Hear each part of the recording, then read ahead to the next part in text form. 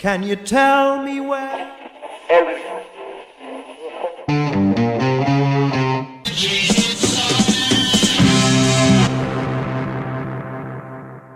Fala pessoal, estamos aqui em mais um vídeo do nosso canal, mais um prog análises aqui, né? Estamos fazendo uma sequência agora nesse fim de ano aí para vocês, e com a formação que já virou praticamente formação clássica, que vai ter muitos e muitos vídeos futuros com essa formação. Rafael Oliveira aqui comigo e Ramon Cardinale aqui, presença sempre constante, presente aqui no nosso canal. Antes é o King Crimson do Progland, o Rush do Progland. É o Genesis do Progland. Mas Genesis também foi trio, pô. É verdade. Tony, Mike e Phil.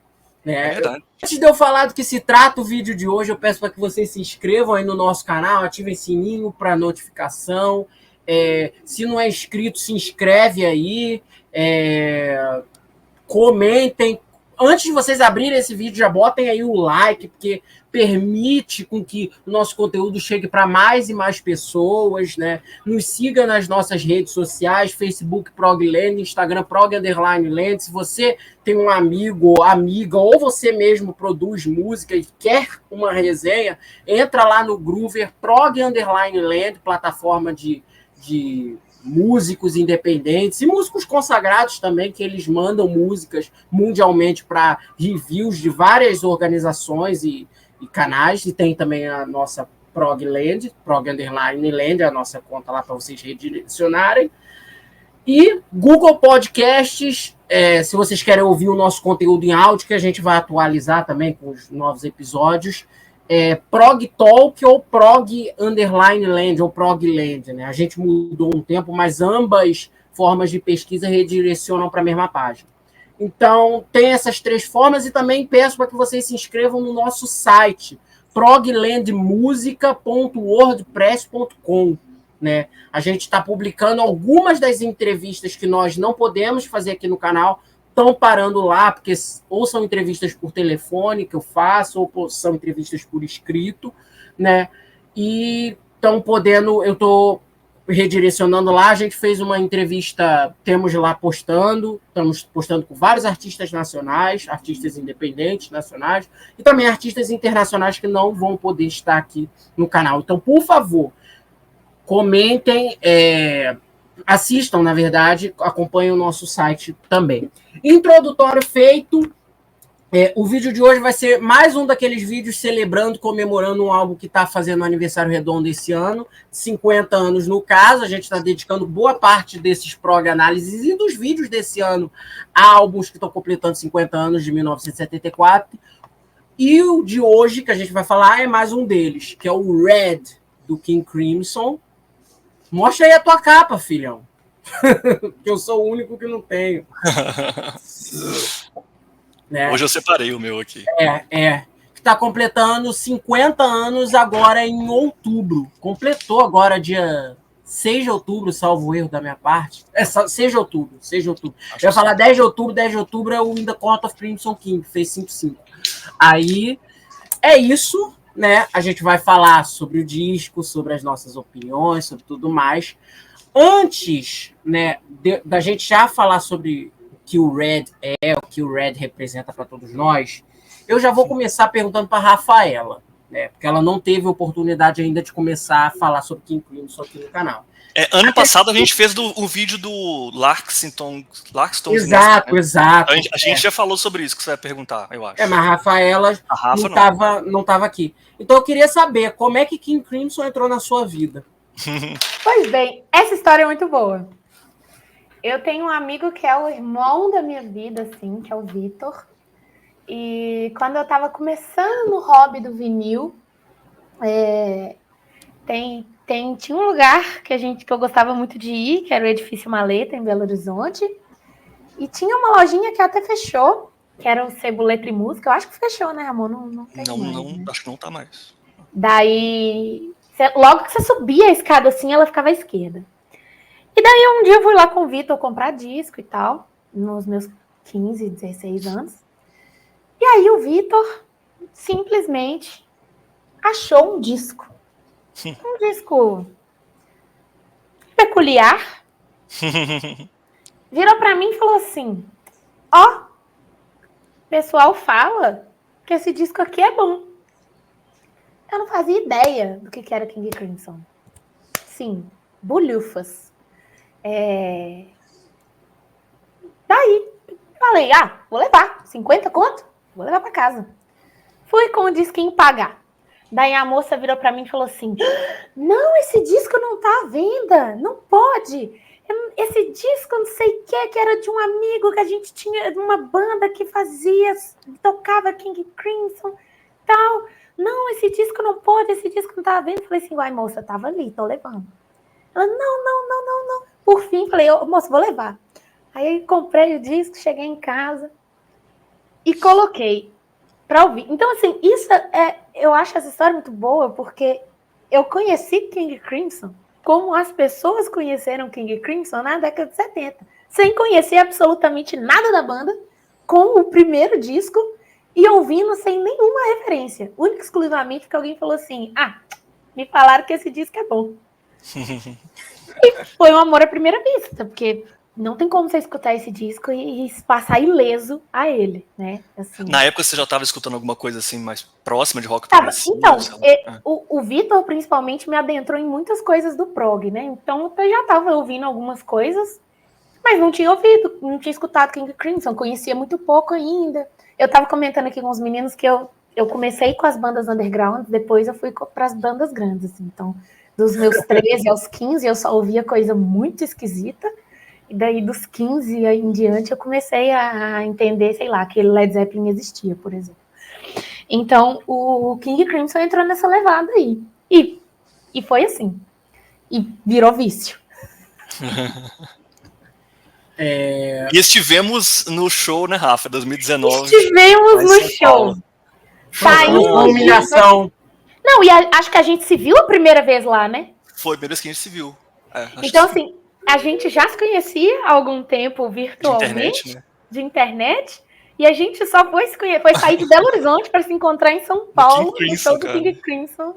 E definitivamente. Cara, que eu queria estar nesse show, assim, foi um dos maiores arrependimentos da minha vida, né? Pode se arrepender mesmo. Se arrependa mesmo, porque eu vou te falar, a última música do show tinha velho levantando bengala e rodando. E era tirada cinza. Sabe o que eu achei foda que eu vi?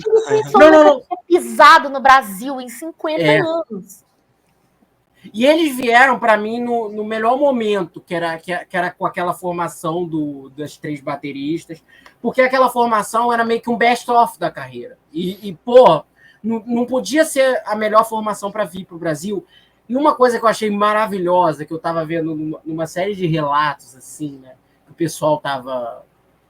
Porque, cara, uma coisa que eu achei muito foda, assim, esse show foi uma comoção quando aconteceu, né? Todo mundo... Eu lembro que eu estava no Progressivo Mellow Post na época, em outros grupos de rock progressivo também. E era meio que como uma expectativa tipo Copa do Mundo, cara. Porque era 20 dias antes... As pessoas começavam a falar só sobre King Crimson, especulando setlist, debatendo sobre coisas da banda, falando sobre Adrian Belew não sei o que lá, banda só voltou a tocar coisas dos anos 70, coisas do tipo, como se fosse um debate constante, tipo uma preparação, tipo uma central da Copa, só que do King Crimson, pré-jogo. Foi surreal, porque quando eu cheguei no show, eu vi Belo Horizonte inteira no show. Pô, e claro. Eu tinha ido sozinha, eu comprei, foi a primeira vez que eu fui viajar sozinha. E daí eu comprei a passagem sozinha, vim sozinha e arrastei um amigo meu no meio do caminho, que era aqui de São Paulo e não tinha comprado ingresso ainda, ele comprou ingresso no dia, ele me agradece até hoje que eu catei ele, levei ele. E assim, essa época foi muito significativa, porque 2 dias antes do show do King Crimson, uma coisa assim, era o show do Slayer, era a turnê que o Slayer acabava, né? E era no mesmo lugar, que era o Espaço das Américas, que hoje é o Espaço Unimed, né, em São Paulo. E aí eu queria ir no show do Slayer e no show do King Crimson. Mas eu tinha prova do doutorado, de admissão do doutorado, eram 2 dias de prova, daí eu fiz os 2 dias de prova, peguei o avião e vim para São Paulo para ver o King Crimson no dia seguinte. Então, assim, foi marcante. Pra mim, foi muito marcante. E tinha outras celebridades, assim, né? Eu lembro de Não, ver. tinha. Além da Rafa, que é uma Tinha celebridade. Ramon Carvalho. Linda Rafa. Ricardo assistindo esse show. Não, Linda e tem Rafa. uma coisa muito curiosa. Tinha uma menina que era a Nath. Eu conhecia ela, acho que do Progressivo Meloposting também. E a gente não combinou Nath. nada. Eu nem sabia que ela tinha comprado. Fã de Progressivo também. Bom, daí eu não sabia que ela tinha comprado ingresso. Eu sei que chegou nesse show, eram cadeiras marcadas, né? A princípio você tinha que sentar no seu lugar. Daí eu sentei, quem sentou do meu lado era ela. Ela é lá do Rio Grande do Sul. A coincidência. Aí eu olhei e eu falei assim, você! Então, assim, foi um show, foi lindo. Esse show teve uma coisa, você estava falando da última música, né? Que foi 21st Century Schizoid Man, que o pessoal ficou, sei o quê. E sabe uma coisa? Que essa turnê, né? Eles proíbem o uso do celular, né? Terminantemente, assim. Sim, você sim. pega, tem uma lanterna, assim, na tua cara. Maravilhoso puto esporro, isso é maravilhoso, né? Nós somos 3 a favores disso. Total, cara, total. Eu só vou com celular ultimamente, porque geralmente eu tô fazendo show em cobertura para alguém, para alguma coisa. No show do Steve Hackett eu tive que filmar, porque eu tava fazendo cobertura pro canal. No próximo show que eu vou no show do Toto, daqui, dia 26 de novembro. Cara, eu vou num show, cara, eu não vou fazer cobertura nenhuma mesmo, vou tirar uma foto numa outra música lá que eu iria no banheiro e, cara, vou curtir, gritar. O problema não é o uso do celular, o problema é o uso abusivo, né? Uhum. Você não curte o show, hora nenhuma. Você não curte, sabe? E você tampa o coleguinha de trás, né, que tá querendo ver isso, aí você tem que ver o show pela tela de alguém que tá na sua frente. Isso é sabe? Muito absurdo. Isso é muito ruim. E piora a experiência de todo mundo, porque você tá, de certa forma, dando muito pouca atenção pro artista. E isso foi maravilhoso. E nessa última música, o pessoal tem um momento só que eles pegam para tirar foto, que é no final do set regular, geralmente. Nesse show foi Starless, que foi a última do set regular. Aí eles vão lá, dão um tchauzinho para a plateia, o falso bi, aí voltam pro bis, no caso. Aí essa hora é a única que pode tirar nessa foto. Hora todo mundo sabia que tinha mais uma, né? Que você ia terminar o show. Sempre. Claro. Né? Aí eles voltaram e no final da música, no trecho final, todo mundo meio que tipo tacou foda-se, pegou o celular para filmar o último momento da música, depois da última estrofe, foi a última virada para encerrar, e o pessoal pegou o celular. E sabe uma coisa que eu acho maravilhosa? Que uma das filmagens pegou um cara da frente do palco assim, ó, gritando, pulando assim com as mãos assim. Eu achei isso fantástico, porque show é isso, cara. Show é isso. Sim. Não, e foi muito bonito assim de ver, porque tá, beleza, a gente gosta. Mas imagina o cara que gosta desde a década de 70, entendeu? Eu fico pensando nesses caras, sabe? Isso, uma pessoa que, sabe, a moça que não queria me vender o disco, ela devia estar morrendo nesse show, entendeu? Ela devia estar lá, pô, cara. E agora uma coisa que você falou, eu concordo. Eu considero que eu vi a formação que eu mais gostaria de ter visto do King Crimson. Total. Porque apesar de eu achar que tem excelentes formações, né? Óbvio, mas eu acho que essa formação com as 3 baterias, você só consegue entender ela quando você vê ao vivo. Porque se você não vê ao vivo, meio que 3 percussões não te dizem muito, entendeu? Mas ao vivo você consegue entender o que são as 3 percussões, o que são o papel dela, cada pecinha que tá ali no palco. Eu considero que eu vi a formação que eu mais gostaria de ver. E era mesmo, porque foi a única formação do King Crimson que meio que englobou tudo, sabe? Porque Robert Fripp falou que era a única formação que dava conta, do jeito dele, né, de tocar tudo, qualquer música, de qualquer era, qualquer formação. Musicalmente é a mais rica, a mais completa, mas eu gostaria de ter visto a dos anos 80. Pra mim, a melhor, disparada. Vamos aí! Eu acredito que eles Cara, nossa, tá todo mundo numa expectativa, né? Poxa. Estamos aí, né? Vamos ver. E eu sei que eles só vão fazer em São Paulo mesmo, eles nunca vão vir pro Rio, então já... Mas é óbvio que eu queria ver o King Crimson, né? Eu queria ver Bill Bruford. tocando no auge, Robert Fripp, né? E isso seria lindo também, né? Claro. Mas quem não tem cão, caça com gato. Caça com Eles predileto. quase vieram para cá, eu já ouvi isso de promotores, 9495, na formação Double Trio, né? Seria Que era lindo também. seria maravilhoso, né? Mas, Qualquer formação, assim. Eu gosto de todas. Parafraseando a entrevista do Papangu que o Ramon fez, inclusive quem não viu vai lá assistir. Por favor. Quando o Ramon morrer e ele for para Progland, ele vai conseguir ver a formação dele. Lá deve estar rolando altos shows, né, cara? Altos shows. Toda, Altos né? shows. Nossa, velho. Ou não, né? Já estão de saco cheio também, sei lá. Ficar fazendo show. É, O cara tá não morre, tem que ficar Não, fazendo eu show. quero acreditar que quando eu morrer e for para Progland, eu vou conseguir finalmente ver um show do Rush. Então, eu quero me cara, iludir. ELP, eu quero ver ELP, pô. Sabe? Tanta gente, cara. Tanta gente. Enfim. Cara, vocês estavam falando sobre essa questão, né, de formação, e o Red, para mim, eu queria perguntar para vocês, né? E eu tenho muito uma divisão entre 3 álbuns que são os favoritos meus do King Crimson, do coração, assim. Mas tem um que sempre fica mais do que os outros. E eu queria saber de vocês. O Red é o disco favorito de vocês do King Crimson? Não consigo. Ih, O meu, silêncio sepulcral. ele tá ali sempre. Pode mudar com... Ele disputa entre um e o outro. É Red e Discipline pra mim.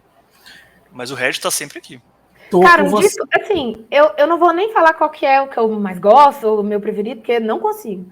Mas um disco que envelheceu muito bem pra mim do King Crimson é o Island. Ah, eu sabia que você ia falar ele. Sério? Você gosta muito. Você gosta dele? Eu sou absolutamente fã desse álbum. É. É uma formação, é um disco meio... não é um dos meus favoritos, assim. Então, né? o Island, pra mim, tá tipo Obscured by Clouds pro Pink Floyd, sabe? Eu acho que é um álbum onde você consegue ver todos os iria ir ou já foi, sabe? E é um álbum relativamente maduro, mas sem muita ambição. É uma boa classificação. Eu gosto muito do Islands, né? É um disco que hoje em dia eu gravei em 2020, 2021, uma discografia do King Crimson, e dos discos da primeira fase, acho que de todos até, foi o disco que eu mais meti pau, porque tem algumas coisas ali que eu não curto tanto, e eu não curto mesmo, sabe? Não gosto de Ladies of the Road, acho essa música pueril, Song of the Goose eu acho uma coisa dispensável, mas é um disco que hoje em dia eu gosto bem mais do que eu gostava há um tempo atrás, né? O Red, pra mim, é um disco que... Eles tocaram Islands no show, né? Se não me falha a memória. Essa formação tocou, né? Tocou. No show, pra sim. mim, o ponto alto do show foi Moonchild, onde na hora dos barulhinhos, o Tony Levin tocava um solo de baixo, acústico. Uma coisa linda. Que bom, melhor né? que os barulhinhos, melhor que os barulhinhos. Eu não sou contra os barulhinhos, eu sou uma grande fã dos barulhinhos, inclusive. Você tá falando sério? Sim. Eu acho crime pular aqueles barulhinhos. Cara, Kelvin, eu sou no aqueles barulhinhos ali de Moonchild, pra mim eu vou ser bem honesto, né? É o que impede o In the Court of the Crimson King, pra mim, de ser um disco perfeito. Pra mim também sério. é uma das coisas que impede Porque ele de ser meu aquilo, primeiro lugar. Eu tenho 3 álbuns, short, o Red e o Discipline. E o Red e o In the Court tem uma coisinha que me impede de falar, esse álbum é perfeito. O Discipline eu considero um disco perfeito. Uhum. Vamos falar sobre o Red, então, entender Vamos o que falar. é esses pontinhos seu aí, que eu tô curioso. E eu queria já fazer aqui um breve contexto, né, sobre o disco, e aí a gente já entra em prensagem, essas coisas, que vocês são os doidos do vinil.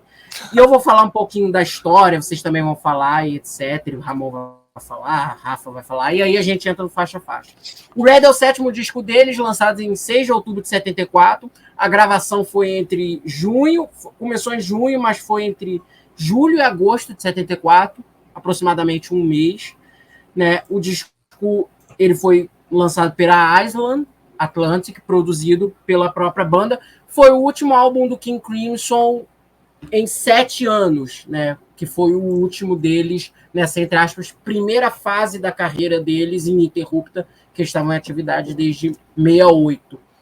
E veio a ser o último também, de certa forma, com essa trilogia, entre aspas, né? Embora muitos fãs considerem, eu considero uma trilogia, do Larks, do Starless and Bible Black e do Starless e que é encerrada pelo Red, né?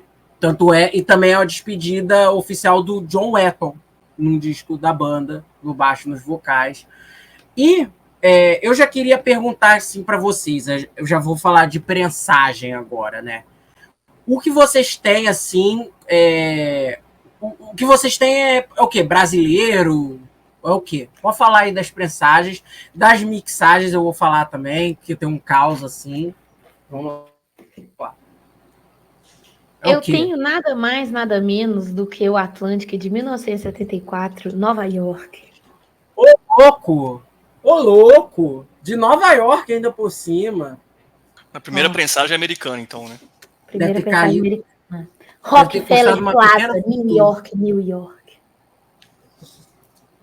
Tem gatefold, né? Essa daí. Tem não. É o que eu estava conversando com o Ramon, parece que não. Nem o meu, nem o dele é. E a princípio, a gente não tem encarte também, não. É bem simplona, né? Nenhum disco. Eu não sei se vocês têm outros da coleção do King Crimson dessa época, ou futuros. Mas os discos deles não tinham encarte ou algo do tipo? Não, tinham. Inclusive, eram super bem bolados. Ó. Por exemplo. Deixa eu abrir. Porque o In The Court, eu sei que tem um encarte lindo, assim, com as letras das músicas. Tem. Não sei se esse tem. Nossa. Então, assim, é super bonito, é sempre muito bem cuidado. Na verdade, o Red, tirando os discos da década de 80, que são bem minimalistas, eu acho que o Red é o mais poucas ideias. Poucas ideias. Os dias dos anos 80 ainda veio um encartezinho interno com a letra. Tem, Esse aqui tem nada, cara. E eu acho que não tem nada em lugar nenhum. Nenhuma prensagem, nada. Talvez isso tenha acontecido, eu acho que talvez pela época de lançamento dele, porque o disco ele é de outubro de 74 e a banda terminou em setembro. E o Red, as pessoas não sabem rápido, disso. Né? O Red, sim. O Red, ele... o Fripp ele já estava meio que largando de mão do King Crimson durante a gravação, né? E o Red, ele foi lançado meio que no esquema tipo o Aphrodite's Child 666, né? Um disco que, é lógico, é diferente do Aphrodite's Child, do 666, porque o 666 foi um projeto que foi arquivado e um cara lá da arquivologia achou o disco lá por acaso e lançou. O Red, ele foi planejado, só que o Red, ele foi lançado num período onde a banda tinha acabado. Eles fizeram um comunicado oficial. Robert Fripp, em setembro, ó, o King Crimson deixou de existir e o Red saiu no mês seguinte. Então, talvez tenha sido essa coisa do lança isso aí logo, sem o cuidado devido daquela coisa do encarte, etc. Eu acho que, na verdade, eles já não aguentavam olhar um na cara do outro, entendeu? A verdade é que reza a lenda de que essa capa, por exemplo, nem junto eles tiraram. Ela foi editada, né? Foi juntada. Ela é uma edição. É uma edição, né? Por isso também que ela é assim, né? Ela é bem preta, porque talvez você não consegue. Pensa na edição de 1974, não é verdade? Você não consegue nem ter às vezes a junção em claro, né, das fotos de tão diferentes, dependendo do local de onde elas foram tiradas, né? E eu acredito plenamente nisso. É engraçado como é que, assim, as bandas de prog costumam atingir um ápice, lançar um descasse e acabar. Não se colapsar, né? Não se aguentarem mais. Tem vários casos, né? Sim, eu acho que o Red... Eu acho que o Red, né, ele foi um disco que ele tinha esticado mesmo aquela corda ao máximo, porque na época o Robert Fripp ele estava em constante desejo de parar de turnê, diminuir um pouco o ritmo das coisas, enquanto o John e o Bill queriam continuar gravando.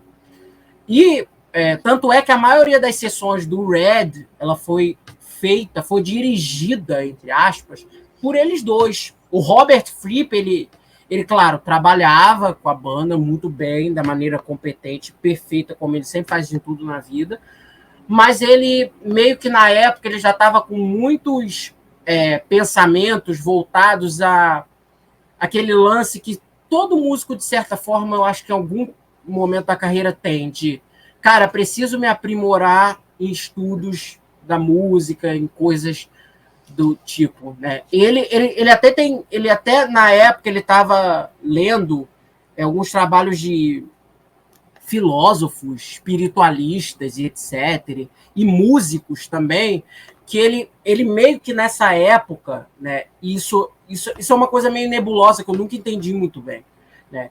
E o Robert Fripp entre 74 e 76, até meados final de 76, o Robert Fripp meio que entrou num semi-retiro da música. Ele parou de se apresentar ao vivo, parou de tocar, de gravar. O Robert Fripp, ele só gravou um disco nesse inteirinho, que foi o Evening Star, que é um disco dele em parceria com Brian Eno. E mesmo assim as músicas já estavam meio que feitas, e era gravação de tipo 2 dias no estúdio, Flippertronics e sintetizador, ambient music, aquela coisa. E ele meio que voltou esse período para refazer, para redescobrir uma nova maneira de tocar, uma nova maneira de fazer música mesmo, né? E só voltou no final de 76, quando o Peter Gabriel chamou ele de volta para colaborar no disco dele solo. E aí, quando o Bowie chamou ele para tocar no Heroes, aí ele foi voltando, de fato, à carreira de um músico. Mas ele, nessa época, ele estava muito assim. O Bill Bruford, ele fala em entrevistas que o Robert Fripp, ele, durante esse período, né, antes e pré-Red, né, é importante a gente falar que o disco inteiro, né, o Red inteiro, ele foi desenvolvido de shows, de ensaios ao vivo. King Crimson era uma banda muito prolífica em shows, né? A gente tem aquelas improvisações que eles faziam, que muita coisa surgia dali, né? Isso. Então, o repertório quase todo do Red inteiro veio disso e foi refinado depois em estúdio. Temos literalmente uma música do repertório que foi gravada ao vivo, à vera, dessas improvisações, né? E o Bill Bruford, ele fala que o Robert Fripp estava extremamente isolado, não falava muito com as outras pessoas, com os dois próprios, como ele falava anteriormente, e algo do tipo. O David Cross, que foi violinista e foi dispensado, foi convidado, entre aspas, a deixar o King Crimson entre a gravação do Starless and Bible Black, que foi o disco anterior, e o Red, né, fala a mesma coisa, assim, né? O Robert Fripp, ele estava lá, mas não estava lá, entende? E o Robert era o único cara que estava desde o início da banda, então ele não tinha mais interesse em continuar. Eu acho que esse esgotamento, talvez, também tenha feito isso, né? Tenha causado esse fim da formação, porque não existe King Crimson sem o Robert Fripp. Ele, na época, chegou até a falar com o Ian MacDonald, assim, né? Ele tem relato disso. Ian MacDonald fala isso em entrevistas, e é algo que até está no site da banda, na bio do álbum, que ele chegou a oferecer a ideia de um King Crimson sem ele, com John Wetton, Bill Bruford, o Ian MacDonald, ele quase voltou para a banda durante as sessões, ele participa, com ou outro guitarrista tocando, fazendo as vezes dele ao vivo, ou como eles continuando como um trio, porque ele sentia que aquela formação tinha força e distorção, poderio musical, eu acho que esse termo que ele usou, suficiente para continuar sob o nome King Crimson, mas eles não quiseram, né, algo do tipo, e teve esse esgotamento, né? E eu acho que, paradoxalmente, no ápice desse esgotamento, King Crimson lançou o que eu considero talvez um dos melhores álbuns deles, né? Para mim, o segundo melhor depois do Discipline, né? Eu gosto mais do Red do que do In the Court of Crimson King. Até, assim, só um parênteses, né? Você falou do David Cross, que foi dispensado da banda. A gente tá gravando o vídeo aqui. Hoje, dia 28 de novembro, tem show do David Cross, da banda do David Cross em São Paulo, tocando as músicas dos 3 discos, né? Dessa trilogia do King Crimson, né? Então é uma chance legal de ver um músico da formação original tocando essas músicas, assim. Esse eu não vou conseguir, infelizmente, mas Também não. Queria vai muito ser ir. massa pra caramba. Deve ser muito legal, cara. Sim, e vai ser. E ele vai tocar a íntegra do Last Songs in Aspen. Nossa. E músicas dos outros 2. Uhum. E ele meio que saiu da banda nessa época, né? Nessa coisa, porque. Aqui ele tá como. Não tá mais como membro da banda, no próprio encarte, né? Ele tá como agradecimentos a David Cross, Mel Collins, Ian MacDonald, Robin Miller e Mark Sherrick. Um agregado, famoso agregado. Músicos de apoio que contribuíram para a gravação, porque o disco é essencialmente o trio, né? E é um disco que é eles os protagonistas, né? E o David Cross, ele sacou isso, né? E os outros sacaram também, que ele, como violinista, ele sentia que grande parte do que era o King Crimson ao vivo era John, Bill e o Robert, que seguravam a coisa toda. Ele era o violinista, ele fazia as coisas, mas ele sentiu que o violino dele estava ficando cada vez mais apagado naquela configuração. Então era uma questão de tempo para ele ir embora, e ele foi embora da banda. Né? Ele aparece em Providence e também contribuiu em outras músicas que a gente vai falar melhor no Faixa a Faixa. Né? E esse álbum ele é muito poderoso nisso, né?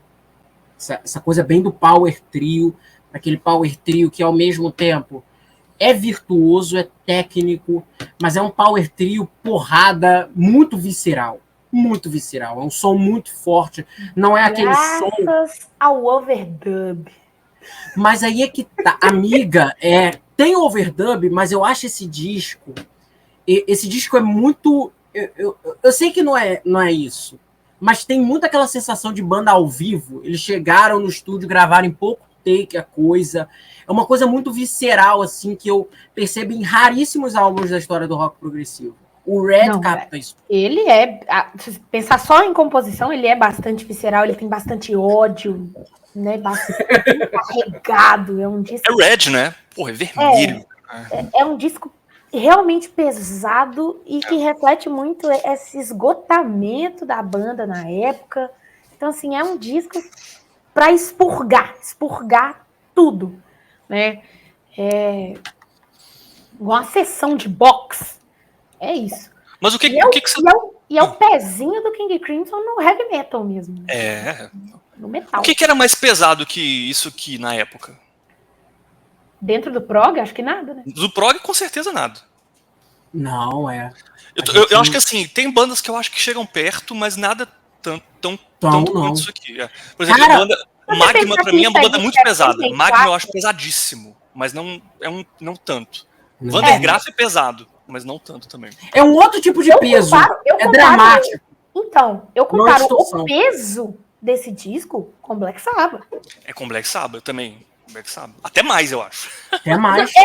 Porque Black Sabbath, ele tem a atmosfera, né? A estética da banda é dark, assim, é pesada, sombria, mas até que as músicas não, né? Você tinha bastante influência do funk, bastante influência do jazz, né? As letras, o Butler ouvia muito Frank Zappa, então você tem esse dançante, né? Essa envolvência do Black Sabbath. E realmente, se você for pensar só num disco de ódio, assim, é uma das primeiras coisas que tem mesmo, é o King Crimson, é o Red. Não, o Robert Fripp fala que como é que ele fala? A cozinha dessa banda, que é o Bruford e John Wetton, eram como se fosse uma parede, um muro de tijolos voando na direção da galera. E maravilhoso. Não por acaso, aqui a capa, pra mim, eles colocam aqui, ó, o Red é aqui, é o VU aqui, ó, marcador de volume, no talo, no Red. Eles sabem que eles estão fazendo um negócio muito pesado, barulhento mesmo. Assim. E eu acho legal essa capa, só um detalhe, que pra mim sempre me pegou muito isso. Porque é uma banda, uma arte soturna, que casa muito com a música, soturna, obscura, né?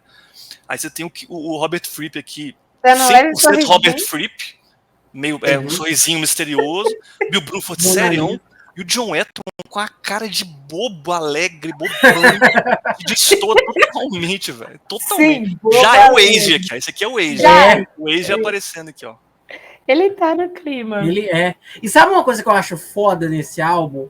É que ele é red, a capa dele é red, e eles botaram uma capa predominantemente preta. Isso é maravilhoso. É, sabe? soturno, cara. Isso é maravilhoso.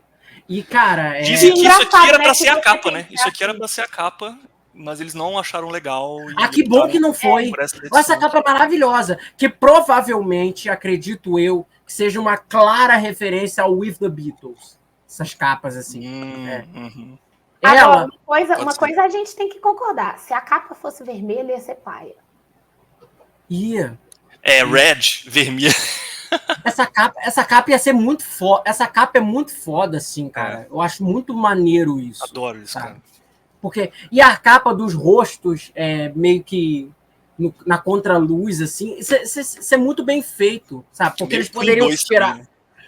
Total, eles poderiam tirar, sei lá, o rosto deles no branco, assim, mas no fundo preto, com uma outra coisa. E sobre o som, cara, a guitarra, esse disco ele soa muito moderno, né? Ele soa como a guitarra do Robert, ele não soa como de 1974, assim. Não soa. Eu devo dizer que muito se deve aos timbres, hein? Eu acho que É. explorou-se timbres aqui que você só vai ver muito lá na frente depois. Então, por exemplo, o baixo nesse disco ele é carregado na distorção. Sim. O baixo desse disco é maravilhoso. O timbre de baixo. Maravilhoso! Esse timbre de baixo, eu acho que nunca se fez antes, nunca se fez depois, assim como os timbres da bateria, de percussão. É uma bateria de lata que eu vou te falar, um negócio. Eu amo o Bill Bruford. Afinação A lata, você agudérrima. sabe da história da lata, Rafa? O que Me é? contaram essa história da lata, eu esqueci, você sabe? A história da lata foi que o Bill Bruford, no estúdio, achou na lata de lixo, por isso que é lixo, ele achou na lata de lixo um chimbal, um prato velho, fudido, quebrado de uma banda que estava usando o estúdio anteriormente. Aí ele pegou o prato quebrado, falou, vou usar isso aqui para ver qual é. E aí é o som que aparece muito na Red, Ah, sim. que parece um shine, um stack, né? Um shine, um stack. Oxidado, né? Prato oxidado. É. Ele se bate e ele... Acabou. É seco, né? Não tem decay. O som morre rápido. Seco. E sabe Então, que isso foi uma experimentação de estúdio dele lá, né?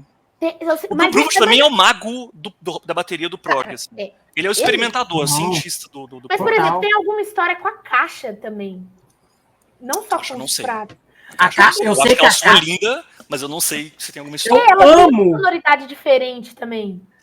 O lance da caixa é que é o Bill Bruford. aguda. O É Bruford tem agudona. uma assinatura, que é o jeito dele de tocar na caixa. Ele explica em vídeos, né? Tem um rinshot dele, né? Que ele bate na pele. O rinshot é quando você bate na pele e no aro da caixa ao mesmo tempo. Então dá aquele som estralado. Pá! Tem que ter, pra marcar o groove. Ele tem um jeito peculiar dele, é uma assinatura. Se ouve o rinshot do Bill Bruford, você sabe que é Bill Bruford tocando. Então eu acho que tem isso em toda a carreira dele, né? Mas não sei nada de específico desse disco, assim. Mas tem um som que é um som mais instalado, que é do Bruford, assim, né? Sim, agora aquele som parece que você escuta no disco inteiro, parece que tem alguém com a folha de alumínio grossa fazendo assim o tempo todo no disco. Essa é a vibe, né? Essa é a vibe do disco. É literalmente o disco de metal, porque a sonoridade é metálica. A sonoridade do baixo é metálica, a sonoridade da bateria é metálica. Então, assim, que antigamente isso se restringia para as guitarras, né? Você vê a sonoridade de tudo tá pro metal, entendeu? Pesado. E uma coisa que é foda, sabe? Esse álbum, né? Essa caixa de bateria dele, pra mim, é genial. Eu amo timbre agudo de bateria, sabe? Eu não consigo ouvir baterias muito graves. Isso ele tem muito, muito. Caixa em lá, si, sabe? Tem que ser assim, sabe? Pra mim, bateria... Quando você escuta o Gênesis com o Bill Bruford, né? Nos ao vivo, tem lá essa caixa instalada, assim, muito legal. É que muda o som, assim. Sim, e a caixa do Phil é totalmente diferente. Né? O som dele é diferente. Ele é bem mais grave. E, pô, é muito bacana isso, né? Porque o Bill Bruford... E ele, de fato, mesmo tem essa técnica, porque ele ele não pega. Eu sempre tive a impressão de que ele não pega a baqueta reta. Ele pega um pouquinho mais na diagonal, assim, é uma outra coisa. Eu acho que o que você aprende na escolinha de bateria é segurar as baquetas em V, né? Sim, em V. Então, as baquetas fazendo um V.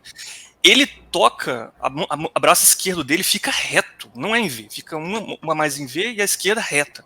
E ele bate reto, assim, de um jeito muito estranho. E ele fala, né, nos vídeos, tipo, é meio errado, assim, mas é o jeito que ele aprendeu, né? É aquela coisa, é os erros que acabam virando digital do artista. Digital, O som de guitarra desse álbum, ele soa muito avançado, sobretudo, me lembra muito a era grunge, rock alternativo, e daí a gente percebe muito bem por que o Kurt Cobain, por que outros artistas também daquela fase, Jerry Cantrell do Alice in Chains, sabe, são doidos por aquele som de guitarra. O Robert Fripp, ele é talvez um dos raros guitarristas assim no mundo que ele consegue soar em todas as épocas da carreira dele muito transgressor, assim, sabe? Ele é um guitarrista que, mesmo arraigado num período de gravação, ele ao mesmo tempo pensa lá na frente. É um cara que é aquele guitarrista que não é só criativo, não é só técnico.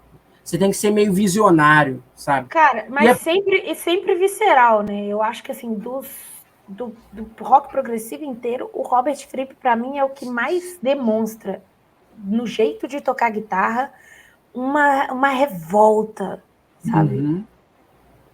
Uma insatisfação.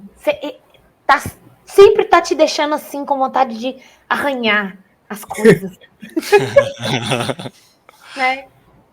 Eu acho que é isso, ele tem muito disso. Muito mais do que ser melódico, ele tem muita raiva tocando e compondo, porque não é como se ele tocasse ou muito rápido, é porque ele compõe de um jeito esquisito. Ele é esquisito, ele é esquisito. Então, assim, muito autêntico e muito meio progressivo no sentido de progressão mesmo, igual a gente vai ver, né? Fica. Então, tipo assim, ele vai te vencendo pelo cansaço daquilo, sabe? Com pequenas variações. Nossa, isso eu acho muito incrível. Sim.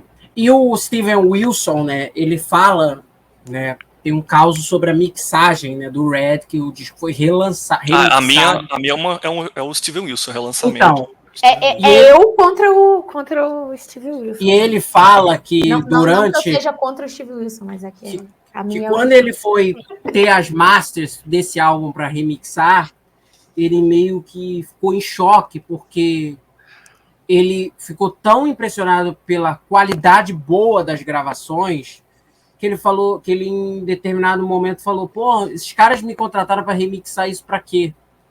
Sabe? Para que eu preciso aprimorar nisso, né? E ele fala que que o único problema que ele tentou, que a única coisa que ele fez na remixagem, no relançamento do Red, foi diminuir um pouco aumentar mais o balanceamento da seção rítmica, né? Que ele sentia que o disco que foi um pedido até do Robert Fripp, né? Dele, sim, né? Para ele falando, ó, eu queria que você desse mais foco no som do Bill Bruford e do John Wetton para esse relançamento.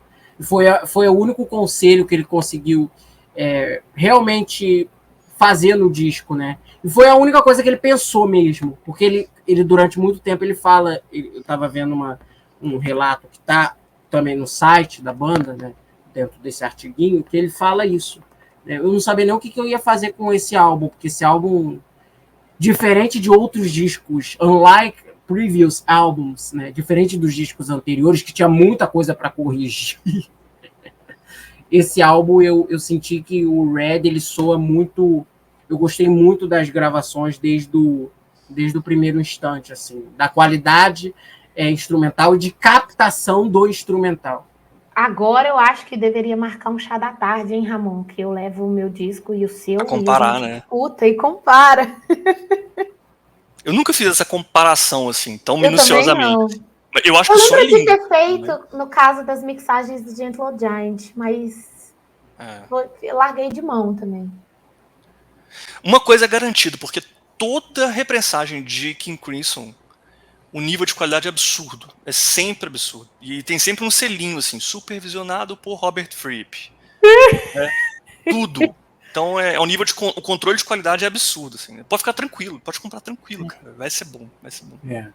Eles não mandam coisa caça-níquel, Robert não. Fripp é muito minucioso, né? Ele é muito Até porque... transtorno obsessivo compulsivo, assim, com a música. Até porque, vocês me corrijam se eu tiver errado, né? Eu não tive acesso, nunca tive acesso à prensagem original desses álbuns, né? Mas não tem nenhum disco do King Crimson, até onde eu me lembro, né? Isso ouvindo online, sabe? Na época onde nada podia estar no YouTube, né? Os discos eram postados no som original, versão de 1969, ripado de vinil, sei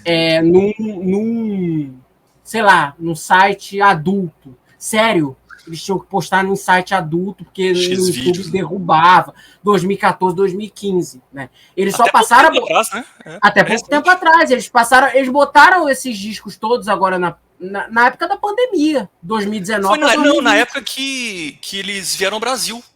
Isso. Quando eles tocaram no Rock in Rio, né? 2019. É isso. Tocaram no Rock in Rio. Isso aí faz parte da abertura do King Crimson. É tipo a queda do muro de Berlim, assim, do King Crimson, né? Sei lá. Cara. Não, na verdade é mais, como é que chama aquele movimento da União Soviética, né? Glasnost.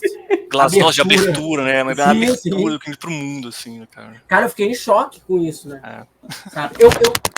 Eu cogitei a barra. Realmente você ficou em choque. Eu fiquei em choque, quase que... E eu cogitei ir pra esse show.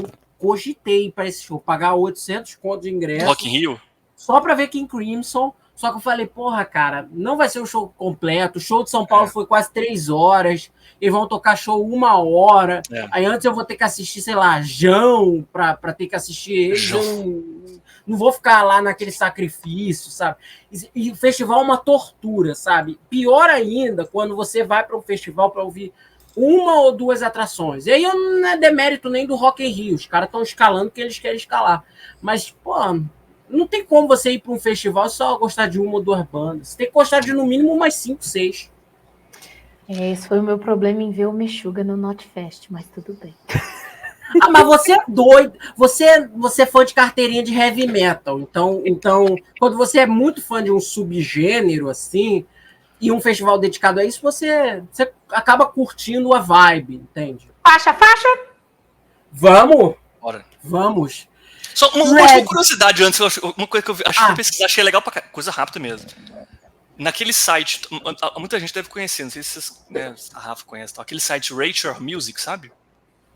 Que eu gosto bastante, assim, eu descobri muita coisa ali já. No Rate Your Music, que é um site em que as pessoas vão lá e votam, avaliam os discos que ela ouvem e tal. E aí depois ele dá um apanhado, assim, a média, né, de pontuação de cada disco. O Red está em primeiro lugar geral de 1974. É o melhor disco de 1974 do Rate Your Music. Isso é muito bizarro, assim, eu acho. Eu não duvido, não. Ele tá lá junto com o disco de Neil Young, Camel, Mirage tá no top 5 também. Porra. Miles Davis e Jorge Benjor. Tábua de Esmeralda. Tá lá no top 5 do mundo, tá? Só curiosidade. Mas o Red é o melhor de 74, cara. Não duvido. Mas a gente estava comentando de coisas pesadas, né? Por exemplo, se você pensar nos discos de 74 aí, o Zappa fez o Apóstrofe. Que nem a pau chega no nível de peso do Red. O Black Sabbath tinha acabado de lançar em 73, se eu não me engano, Saba Bloody Saba. Isso. Que talvez seja a coisa mais pesada. Comenta aqui embaixo, gente. O que tinha de mais pesado em 1974? Tem muita coisa. Burn, de Purple? Falando dos mainstream, tinha, né? Fora outras coisas, Lucifer Friend, né? Uriah Heep, né? Mas mesmo assim, a sonoridade do Red... não. Eu acho também que não é comparável, não. Pra baixo, assim. É uma atmosfera, né? É uma atmosfera. Eu acho que o que mais se compara, né, de peso, atmosfera densa, pesada, é Magma. Mas ainda assim é outra coisa, tem uma distância. Outra coisa. Vamos começar falando da faixa título Red, que, segundo o nosso amigo Bill Bruford, ele não queria no disco, mas acabou entrando na sua revelia, né? E que bom que entrou, porque é uma ótima faixa de abertura. Não, exatamente. É uma abertura tão grandiosa quanto In the Court of Crimson King. Outro estilo, mas acho tão grandiosa quanto, assim. Porque você coloca o disco e você fala, vamos ver do que você... Você não consegue, você não dá tempo de processar o que vai acontecer, já aconteceu. Essa música eu gosto muito. Eu acho que para mim ela é o cume da guitarra do Robert Fripp numa coisa extremamente técnica, assim. Porque, cara, a gente tava aqui num grupo, a gente tem um grupo, né, que a gente tá ensaiando, né, fazer algum cover algum dia, né? E eu sugeri um cover de Red. Eu não tô né, nesse King grupo. Crimson. Tá sim. Você não sabe, mas você está. Será? E cara, e o Paulo, né, que tá sempre aqui no nosso canal, mas hoje ele não gravou esse vídeo, ele fez um vídeo fazendo a linha de guitarra dessa música. E, cara, foi 30 segundos que ele tocou. Né? Só o tema principal, né? E, cara, eu fiquei impressionado como aquele riff, ele é um riff maravilhoso, mas ele vai para um caminho muito inusual, assim, ele vai pro... Aí vai o... É uma nota meio estranha, cara. Uma coisa meio estranha. Não pode cantar mais do que 30 segundos de King Crimson, senão... Cuidado, que na hora de reproduzir King Crimson aí com a boca, porque dá ruim. Foda, cara, eu já vi umas piadas muito maldosas nesse sentido. Maldosa de maravilhosa, né? Que nego fala assim, se você tatuar a coisa do King Crimson no corpo, o Robert te processa. nego é triste, cara. Eu acho que esse riff, pra mim, ele é um dos mais icônicos, assim, do rock progressivo dos anos 70. É um riff mais icônico, assim, ele é muito... E daí, nessa música, já começa o... Nessa música já tem, os pratos de lata. O prato ferrado, né? Que hoje em dia, dentro do metal extremo, é muito comum. A galera gosta pra caramba e dá um tchan, né? O Red foi pai dessas galeras, cara. O Red foi pai dessas galeras. É um monte de filho bastardo. Sabe? E, cara, pô, eu adoro o Robert Fripp, ele fala, né, que ele sempre achou, o Robert Fripp, não, o Bill Bruford, ele sempre achou essa melodia muito repetitiva na guitarra, que ele achava que achava, pô, a gente podia fazer uma coisa melhor, né? Mas o John e o Robert falaram, não, vamos botar ela no disco. Aí ele acabou, tá bom, então grava. E fez isso, né? Ele fala que até gravou a música, ele não fala que ele gravou de má vontade, né? Porque eu vi um relato recente no próprio canal dele, que é maravilhoso, o canal do YouTube dele, que ele posta vídeos e ele, na seção de descrição, ele fala do momento da carreira, que era aquela gravação, ou da gravação da própria música. Aí ele dá geralmente insights, porque ele é um cara inteligentíssimo. Cara, então ele tá fazendo uma coisa que é curiosa. Ele tá fazendo uma videografia da história musical dele. Porque assim, ele sabe que ele também não anda lá nas melhores condições. E ele quer deixar a história contada do ponto de vista dele, sabe? Só que com a melhor mídia possível, nesse caso, que é vídeo. Sim. E, cara, tudo com muitos detalhes, assim. E ele fala de Red, né? Fala, pô, essa música eu fui relutante para gravar, porque eu achava, pô, cara, a gente pode fazer uma coisa um pouquinho mais inventiva. E eu gravei essa música sem muitas esperanças. Ele não fala que ele gravou de maneira desleixada, né? Mas ele fala, pô, não gravei ela com o mesmo vigor que eu gravei outras faixas desse disco. Eu fico pensando, caralho, se com aquela linha de bateria que a gente tem gravada, imortalizada na gravação, na master, o Bill Bruford não tocou com todo o vigor do mundo, imagine como é que ficaria aquela linha se ele tocasse com todo o vigor do mundo naquela música. Né? Eu fico pensando nisso, né? A gente Agora, pensa nisso. esse ponto de ser repetitivo, né? Você vai ver, ao longo do álbum tem vários desenvolvimentos de tema. Prefiro chamar assim do que repetitivo, Motivo. porque eu não acho repetitivo. Eu acho que eles realmente estão desenvolvendo um tema, né? Especialmente em Starless. E isso vem muito do fato das músicas terem nascido de improvisações.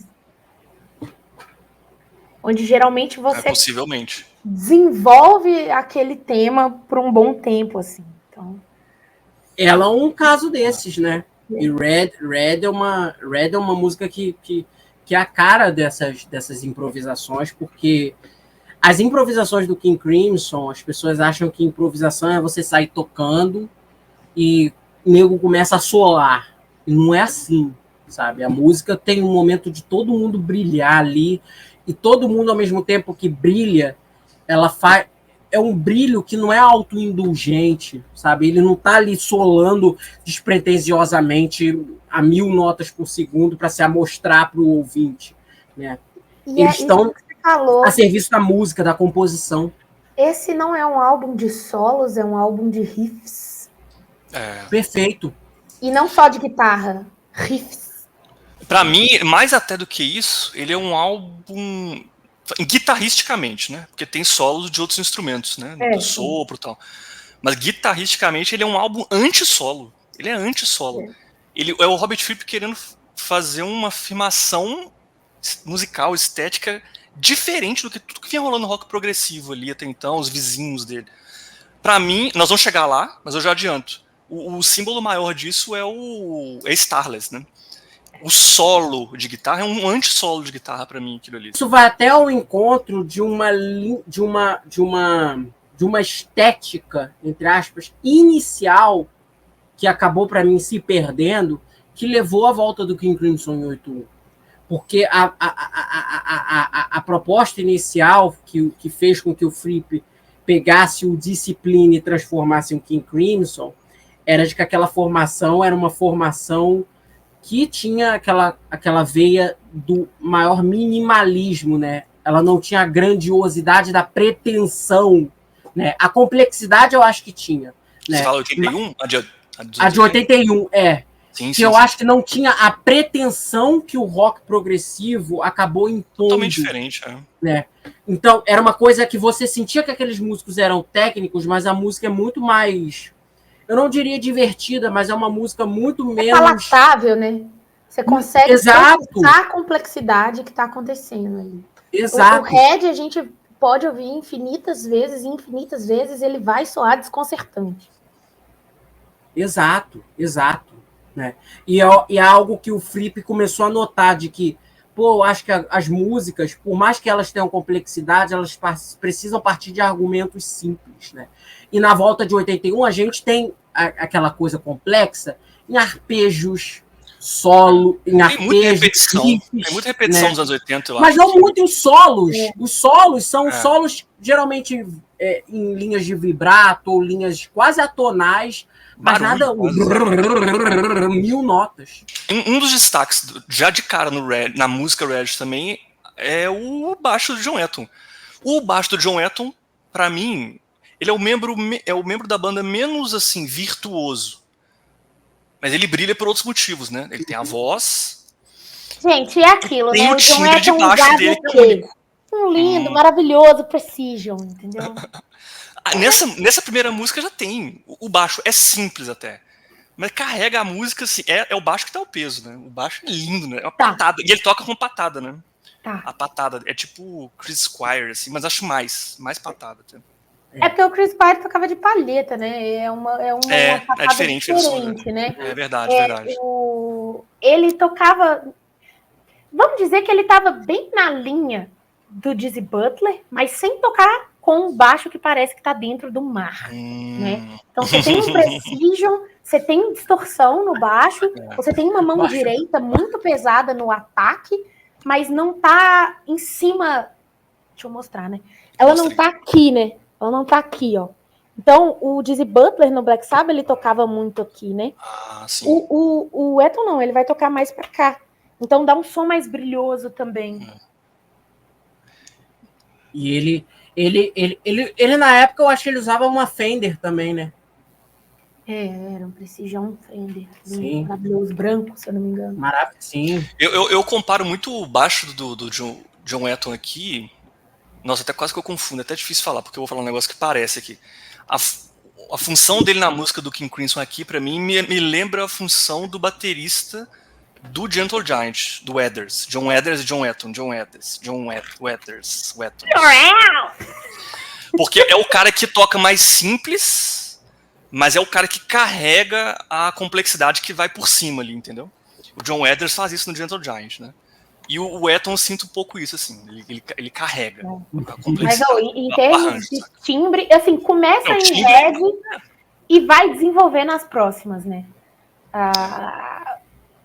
Esse approach que ele dá pro baixo aqui, ele começa em Red e vai desenvolvendo nas outras. Mas pra mim tem uma música que... Tem uma música que a gente vai chegar lá, que pra mim é o ápice dele como baixista em tudo. Então bora. E agora a gente vai continuar com Fallen Angel. Né? Aquele momento... Falou isso, já comecei a cantar também, igual a Rafa. Aquele momento que sempre tem no disco do King Crimson, né? Que é aquela baladinha etérea, né? Embora Fallen Angel tenha, claro. Etérea até certo ponto, né? Uhum. E, pô, cara, eu adoro essa música. Durante muito tempo eu achava essa música meio... Né? Mas hoje em dia é uma música que, pô, eu gosto bastante. E, cara, essa música, ela ao mesmo tempo que ecoa essa coisa melódica, mas eu não vou dizer distorcida, porque tudo aqui tem... Pra mim é distorcida pra caramba. Mas pra mim ela é um Fallen Angel. Tipo assim, vamos lá. Então, Red era uma música instrumental, né? Como vocês puderam ver, a gente não falou de letra nenhuma. Agora, Fallen Angel tem letra, né? Tanto que se você fala Fallen Angel, já na sua cabeça já começa a cantar o riffzinho, né? Lírico.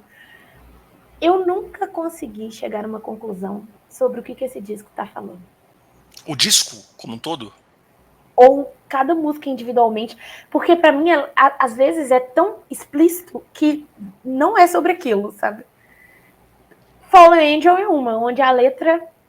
Eu não sei exatamente o que você está querendo falar. Parece explícita, assim, mas sei lá. Não, Fallen Angel, ela foi, até onde eu sei, ela foi inspirada num caso, né, que foi existem controvérsias perante a isso, né, mas até onde eu sei, o fato é que a história, né, da letra em si, da letra da música, ela fala mesmo de um Fallen Angel que fazia parte de uma gangue, etc., geralmente uma gangue americana, né? Ele era um integrante de uma pessoa que convivia, né, com essa gangue e acabou morrendo, né? Então, entre brigas, explicitamente é isso que você entende, né? E é isso. Não, ele cita até o lugar na música, fala de Nova York, né? Nova York, por isso de um território americano. Então, eu tenho a impressão que esse disco, ele é um disco das ruas, urbano, de coisas muito reais, muito palatáveis e problemas modernos, entendeu? De uma sociedade que está crescendo descontroladamente.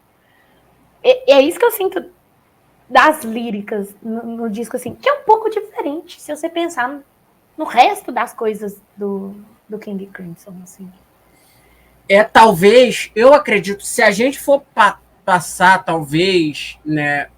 dessa época, né? No King Crimson, Não, época. Talvez se a gente for tentar conectar as três músicas com letras, o One More Red Nightmare Starless, com um tema lírico, eu acho que talvez seja justamente essa coisa de um lado sombrio que as pessoas estejam vivendo, que faz com que elas vivam num mundo propriamente neurótico, um mundo complicado, um mundo...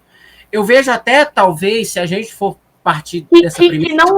Que não vai chegar em nenhum outro lugar. De drogas, talvez, com um escape para um problema que você esteja vivendo, que aquilo vai acabar tirando a sua vida, ao invés de você procurar outras maneiras de lidar com aquela sua angústia. Talvez a lírica seja violência. mesmo, assim, né? Ou talvez. Eu acho que pra mim a lírica é desesperança. Desesperança total, assim. Provável, né? Stars. Eu sinto um pouco disso, né? Mas as letras, essas letras, assim, né? Eu acho que grande parte do tema lírico do King Crimson é muito abstrato. Com exceção do... É lógico, eu percebo as letras do Peter Sinfield, né? Que são um outro letrista. Aqui, grande parte das letras são do Richard mas Palmer. daí a gente tá tocando no poeta, né? Cara, ele tá em outro nível, assim. O Peter Sinfield, eu percebo letras mais explícitas sobre determinados temas, ainda que tenha muitas metáforas, né? Já outras letras, assim, né, de outras fases, eu acredito que até tenha alguma coisa relacionada, mas é uma coisa tão mais mascarada que, ao mesmo tempo que pode ser aquilo, pode não ser, entende? Então acho que pelo menos para mim, na minha interpretação, isso é algo que falta nas outras formações. Embora o Adrian Belew e o próprio Richard Palmer James sejam grandes letristas. E o John Wetton também, porque ele colaborou assim um pouquinho. Essa letra do Fallen Angel é de quem? Você sabe, Kelvin? Richard Palmer James, Richard Palmer James, né? Era o letrista da banda nessa época, com participação do John Wetton. Ele meio que assistia as letras, né? Porque o Richard Palmer James, ele não morava com a banda, ele não morava na Inglaterra, então ele trabalhava na Alemanha. Ele enviava as letras para a Inglaterra, o John Wetton fazia uma ou outra alteração, isso nas que ele fazia alteração, porque tinha umas que eles recebiam e gravavam, e geralmente, quando era feito, eles dois conversavam, mandavam carta, etc., até chegar ponto final numa letra, e aí eles gravavam, né? E geralmente era nesse esquema. E essa música em específico, Fallen Angel, ela foi uma música que, na verdade, ela já era pré-existente já em alguns estágios antes da banda relativamente a gravá-la, né? Porque o que acontece? Partes iniciais dela já existiam desde 71, 72.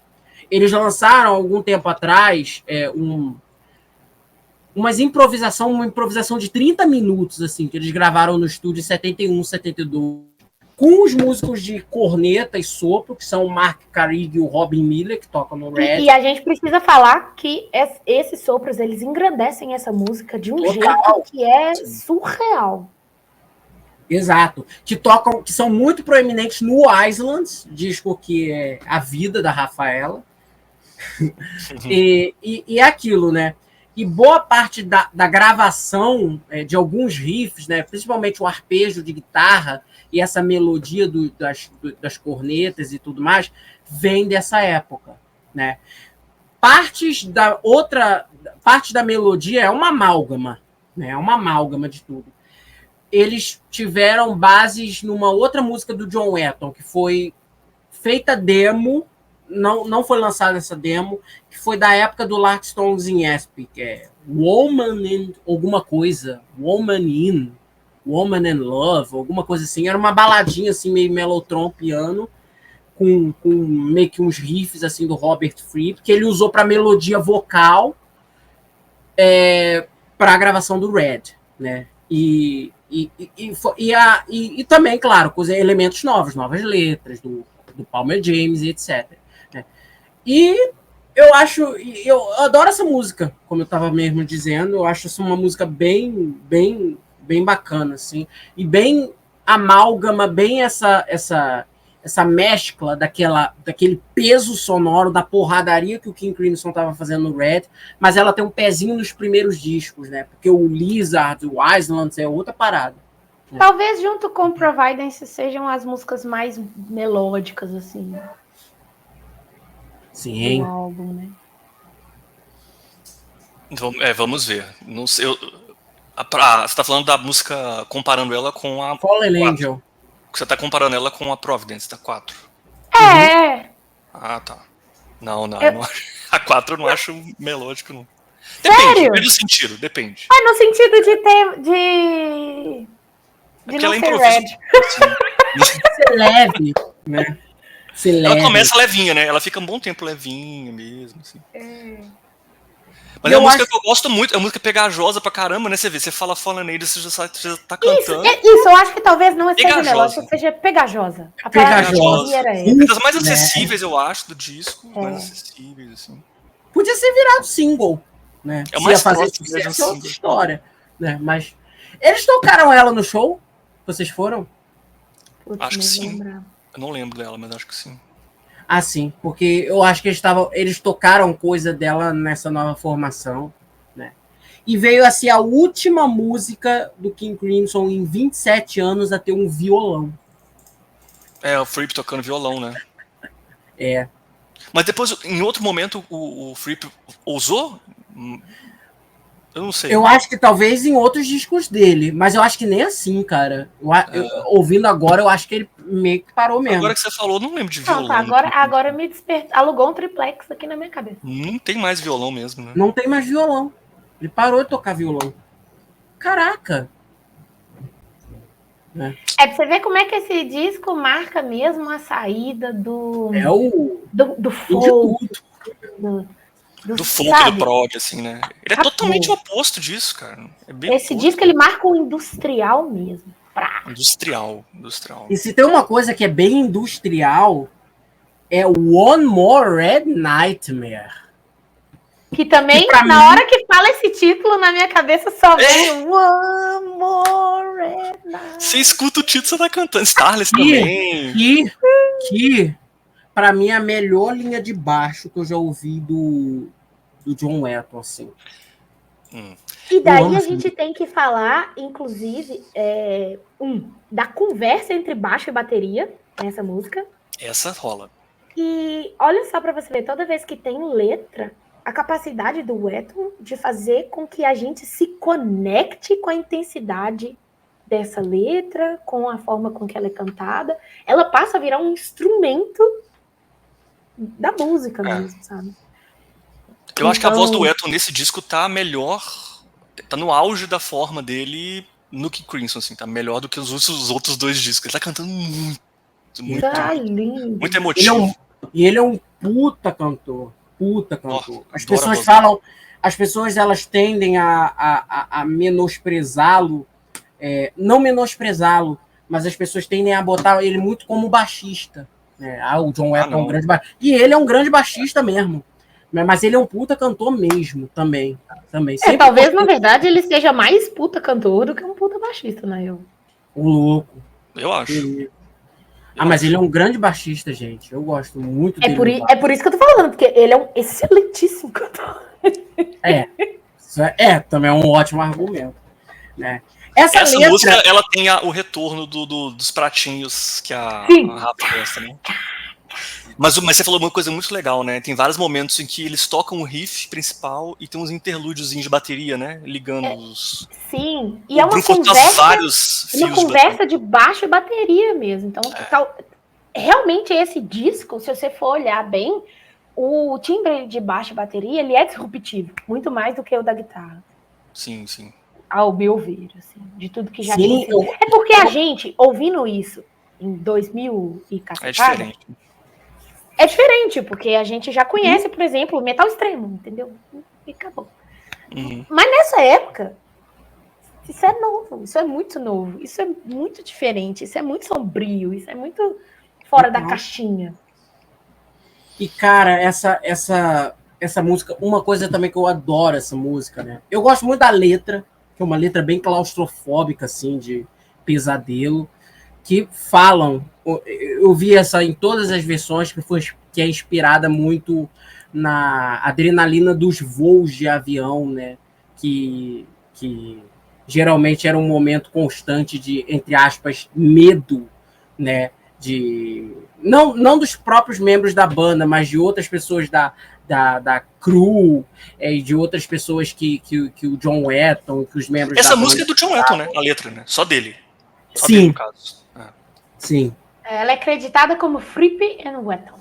Não, é só dele. A letra é dele. Não, a letra. O Fripp é a música, né? Possivelmente. Como a gente sabe que o Fripp de letra... Fripp não escreve letra. Fripp não escreve nada. É dos meus. Eu também de uma tendência a não ligar. Eu também não escrevo, eu também não. Sou igual o Robert Fripp.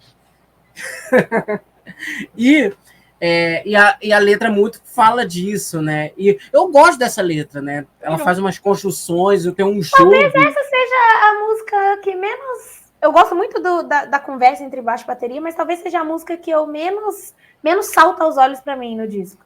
Você tá falando... Também Nossa, sério? Também acho. Não, é assim, o nível é muito alto, né? Mas se você tem que escolher uma pra, assim, que menos destaca, é ela, assim, pra mim. No geral. Mas é lindo. É, no geral as pessoas não lembram muito dela mesmo, não. Né? Mas eu gosto muito dela. Pra mim é uma das 3 favoritas, assim, do disco. Né? Se eu tivesse que botar um top 3, ela fica em segundo lugar. Só perde pra uma que é imbatível, a gente vai chegar lá. E, cara, ela foi tocada ao vivo pelo próprio John Wetton, né? Pela própria formação do King Crimson atual e pelo UK. UK tem uma baita versão dela. Não sabia. Eles tocam ela nos shows. Tocaram, né? Na última turnê deles, eles estavam tocando com a formação do segundo disco, né? Com as 2 formações. Eles tocaram ela na turnê de 78. Tem gravação de rádio, isso com Alan Holdsworth na guitarra. Não é possível. Sim, tem Alan Holdsworth tocando isso aqui? O One More Red Nightmare. Tem gravação. Depois eu vou mandar para vocês. Né? Tem gravação disso. E eles continuaram tocando. Na última formação que eles estavam tocando essa, em alguns shows Red, né? E Starless. Starless tocou em todos os shows, até na gravação do DVD oficial, tem gente tocando Starless. Isso. Aí, e é uma versão também arrebatadora, tão quanto a original, né? Mas a do original eu acho bem superior também, claro, porque Red é imbatível, né? Só que uma coisa aqui não é tão imbatível, infelizmente, que pra mim é o elo fraco do disco. Não acho essa música ruim, não acho essa música uma merda, mas, dá uma quebrada no clima que é Providence. Única faixa gravada ao vivo. Eu não acho que ela tá aí de graça. Por quê? Ela abre o segundo lado do disco. Então, essa música tá aí porque ela precisa te trazer um contraste para que você entenda Starless. Eu sinto que ela não tá aí para ela ser apreciada como Providence, entendeu? Ela literalmente é a providência, entendeu? Ela vai te preparar para Starless. Ela tira você daquele peso do primeiro lado do disco, gigantesco, te coloca ali de volta na sua sanidade mental e fala assim, se prepara. Eu já acho que essa música tá aqui, aí mas a gente tá interpretando, né? Porque eu sinto que a banda viu uma necessidade de colocar, como eles colocaram nos outros discos dessa formação, algo ao vivo. Tipo, como é que nós somos ao vivo? Dá um gostinho do King Crimson ao vivo, improvisando, né? Porque essa é a única música ao vivo que tem aqui, né? Ao vivo mesmo, gravada em Providence, uma cidade americana chamada Providence, por isso que é o nome da música. E eu acho que essa música, cara, ela é maravilhosa, é um improviso perfeito, né? Ela evolui, ela vai do quieto até chegar no final que vira o caos que já vinha rolando no resto do disco, assim, né? Pesado pra caramba. Muitos solos maravilhosos. Acho que ela evolui muito bem. Eu amo a ambientação dessa música, cara. Eu amo isso aqui demais. Eu gosto mais da improvisação dela do que, por exemplo, de The Talking Drum, que tem essa mesma... Eu prefiro... Eles têm muito disso, né? Do crescendo, né? Que era como eles improvisavam, com essas dinâmicas com altos e baixos. Mesmo, né? Eles tinham muito isso ao vivo. Então eu acho que eles faziam muita questão de mostrar isso, de quem que a gente é ao vivo também, para além dessas versões de estúdio aqui. Sim. E só um adendo, né? Eu falei que quando eu estava falando da gravação, eu botei 30 de junho de 74, porque essa música foi gravada no dia 30 de junho de 74, no Palace Theatre, em Providence, Estados Unidos. E daí vem o título da música, né? E eu gosto dessa música, né? Essa música, ela mostra, cara, o que o King Crimson era ao vivo nessa época, né? Quem vai ver o show do King Crimson é isso aqui que você vai ouvir. Então, muita influência de jazz rock, que a gente falou isso no disco anterior, quando a gente falou do Larks, né? Muita influência do que, sei lá, um jazz rock tipo Mahavishnu Orquestra, assim, né? Total. Do tipo de improviso que eles faziam. E é o tipo de coisa que eu acho que brilhou os olhos do Bill Bruford quando ele recebeu o convite, saiu do Yes. Ele queria isso, cara. O Bill Bruford estava em busca disso. Queria improvisar eternamente em Que era palco. tudo que o Yes não era. O Então, o Yes Yes era não aquela era. banda regrada. Yes é composição. Ensaio, Né? composição. Né? Que é a brisa do Chris Squire, né? Que no fundo, assim... Que foi também um motivo pelo qual ele não ficou no Genesis em 76, né? Por causa disso, além de outras coisas. O Bill Bruford é um cara mais que ele cresceu ouvindo jazz, né? Então ele sempre sentia falta de improvisar livremente, tal. Era um Genesis e Yes, não era um. Ele é aquele baterista intuitivo. Ele é aquele baterista instintivo, sabe? Ele não consegue, ele não vai ser o tipo de músico que vai tocar as mesmas linhas 2, 3 noites seguidas. Que veio a ser, inclusive, mais um problema quando ele tocou no UK, que foi a saída dele do Alan Holdsworth. O Ed Jobson, mais do que o John Wetton. O John Wetton já estava acostumado com o estilo dele de tocar. Que ele falou, pô, cara, você precisa tocar as mesmas linhas. E falou isso pro Alan Holdsworth, que é um cara do jazz. Não vai fazer. Ele falava assim, pô, cara, por que você não repete o solo de In the Dead of the Night do disco? Igual do estúdio, né? Sabe? E o Alan Holdsworth falou, não, cara, você não tá entendendo nada, sabe? Aí ele saiu da banda.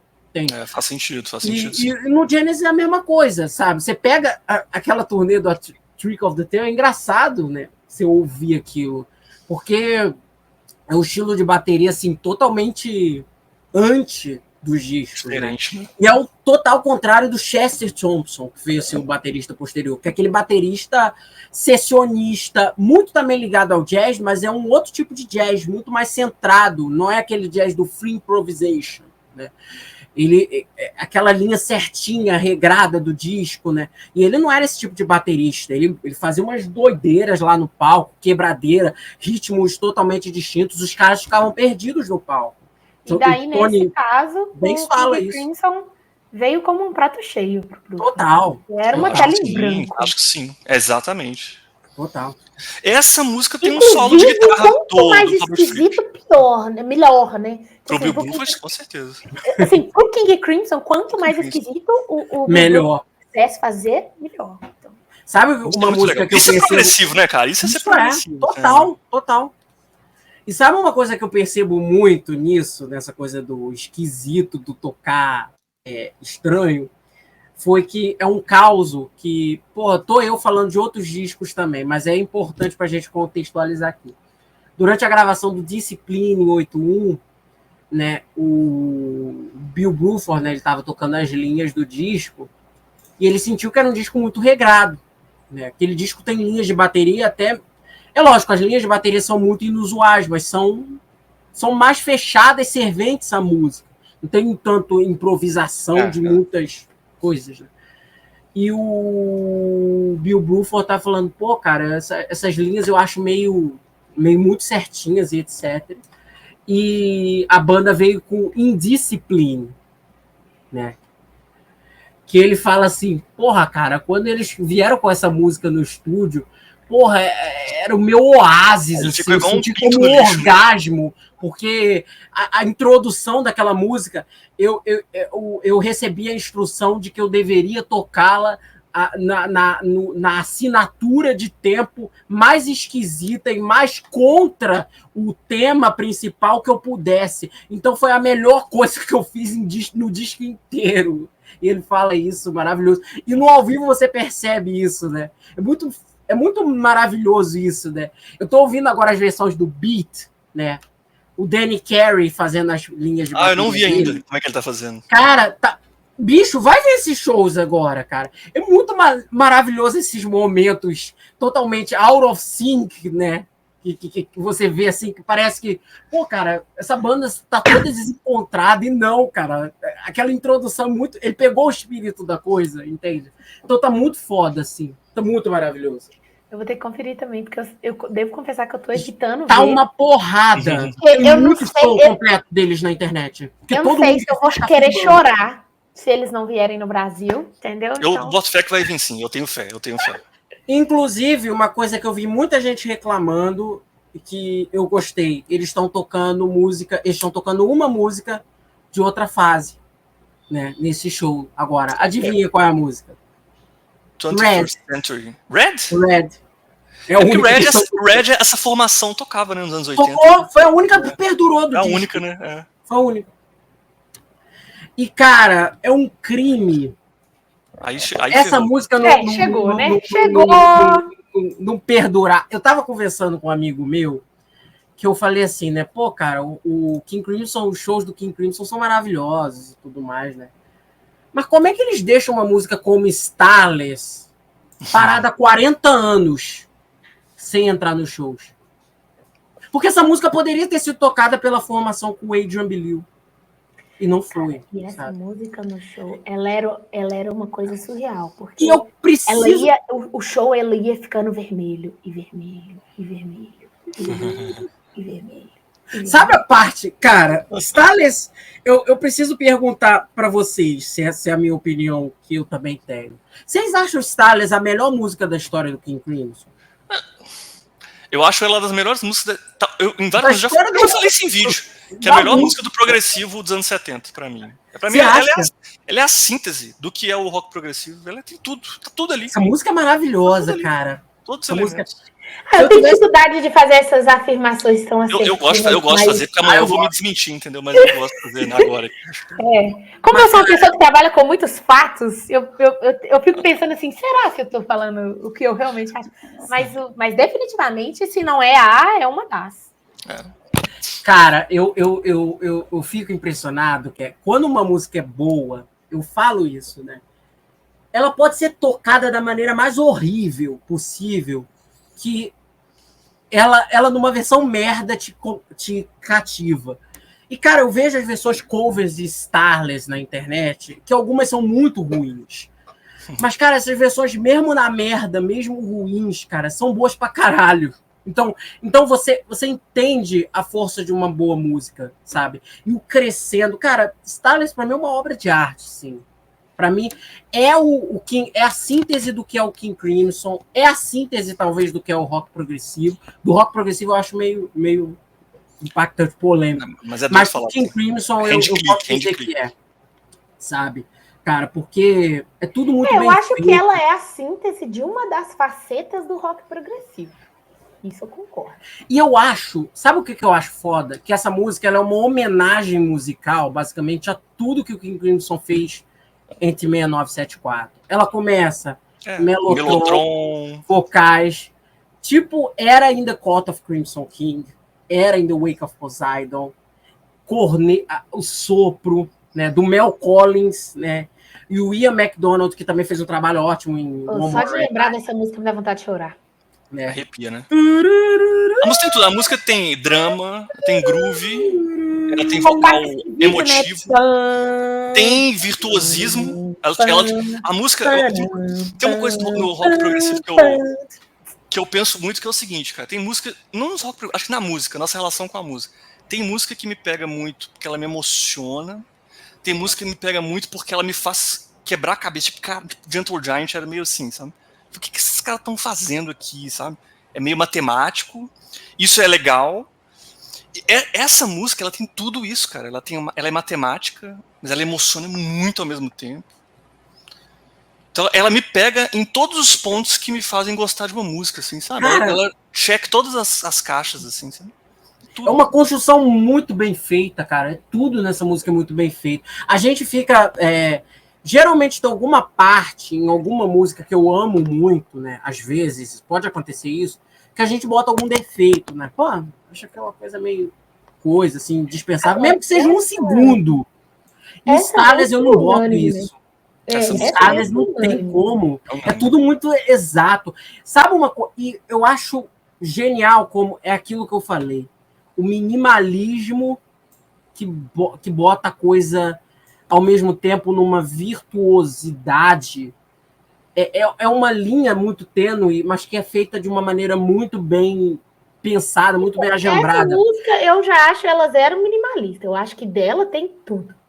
Mas aí é que tá, ela é complexa, ela é virtuosa, mas o crescendo dela é duas notas. Acho que a sessão do meio, você pode falar isso. Essa sessão aí... sabe? Com certeza. Que é o outro solo, né, Ramon? É o anti-solo, isso aí. Ele não vai fazer um solo de guitarra, ele vai fazer só isso. É um cromatismo, né? Uma ascensão cromática ficando mais agudinho na E guitarra. meio bolero de Ravel, né?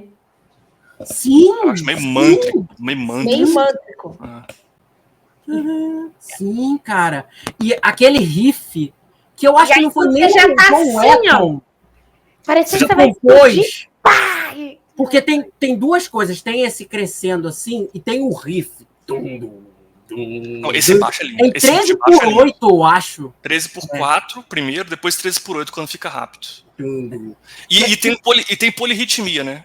Porque é 13 por 4, mas ao mesmo tempo o Bill Bruford, ele fica fazendo uns barulhinhos de percussão, mas ele segura esse tempo todo num bloco de madeira que fica ploc, ploc, e isso tá em 4 por 4.